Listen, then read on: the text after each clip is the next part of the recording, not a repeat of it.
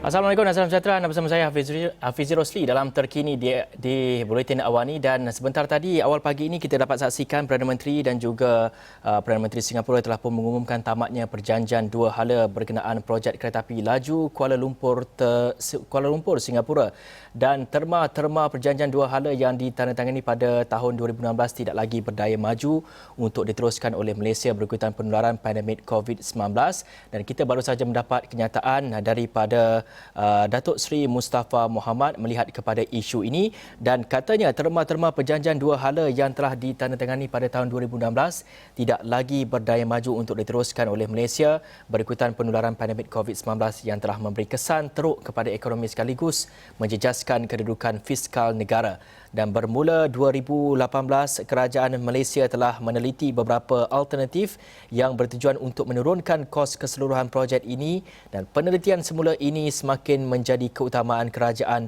semenjak pandemik COVID-19 ini berlaku. Ini kenyataan yang dikeluarkan, dan kita melihat juga kepada lanjutan daripada itu, bermula pertengahan tahun 2020 yang lalu, kerajaan Malaysia telah mengemukakan beberapa cadangan perubahan bagi mengurangkan kos keseluruhan projek ini. Cadangan-cadangan tersebut termasuklah perubahan kepada struktur projek, jajaran dan juga reka bentuk stesen, struktur projek yang asal memerlukan jumlah jaminan kerajaan yang besar dan untuk tempoh yang panjang.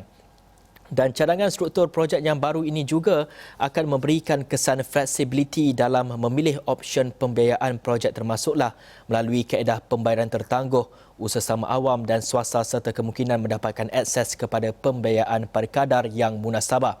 Dalam kenyataan ini juga, apa yang dikatakan oleh Tok Pa adalah lebih penting lagi, cadangan perubahan struktur projek ini dijangka dapat mempercepatkan pemulihan ekonomi Malaysia yang terjejas akibat pandemik COVID-19.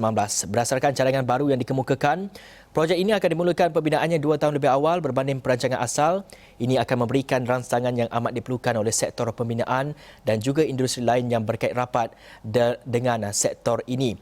Dan mengambil kira perubahan-perubahan ini, kedua negara telah pun mengadakan perbincangan sepanjang beberapa bulan yang lepas bagi memperjelaskan pendirian masing-masing. Walau bagaimanapun, tiada persetujuan dicapai mengenai perubahan-perubahan yang dicadangkan.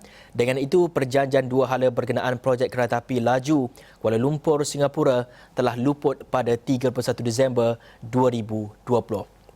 Apa yang dikatakan oleh Datuk Seri Mustafa Mohamad lagi, Malaysia akan menghormati terma perjanjian dua hala di mana kedua negara akan mengambil tindakan yang perlu untuk menentukan jumlah pampasan.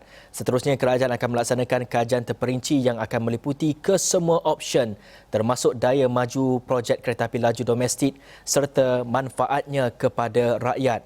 Hubungan dua hala antara Malaysia dan Singapura amat rapat dan kita akan terus memperkukuhkan hubungan itu, termasuk mempertingkatkan kesalin hubungan antara kedua-dua negara demi faedah bersama. Itu penjelasan daripada Datuk Seri Mustafa Mohamad, Menteri di Jabatan Perdana Menteri Menteri di Jabatan Perdana Menteri Ekonomi, yang baru saja kita terima kenyataannya.